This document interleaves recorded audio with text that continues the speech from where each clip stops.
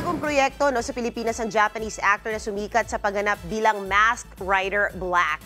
At may balita tungkol dyan si Von Belenario. 本当に、フィリピンでオープンしちゃいました! Napa-throwback ba kayo?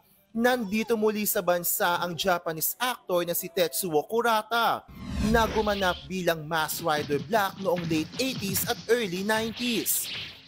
Exclusive nating nakakwentuhan si Tetsuo sa soft opening ng kanyang restaurant na Steakhouse Kurata. Ito ang unang overseas branch ng pamoso niyang restaurant sa Tokyo. Kasosyo niya sa negosyo ang anak na si Yotaro at Pinay na si Joyjet Ann Inaba. 2 years ago, we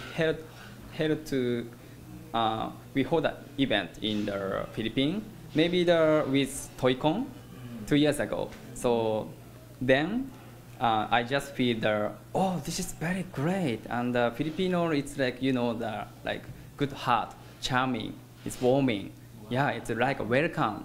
So that's why we choose here.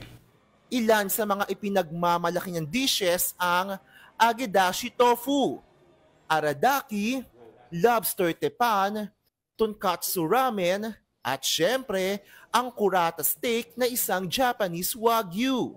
May pa-VIP meet and greet pa si Tetsuo sa ilan sa kanyang fans na lahat ay iniidolo siya bilang si Masked Rider Black.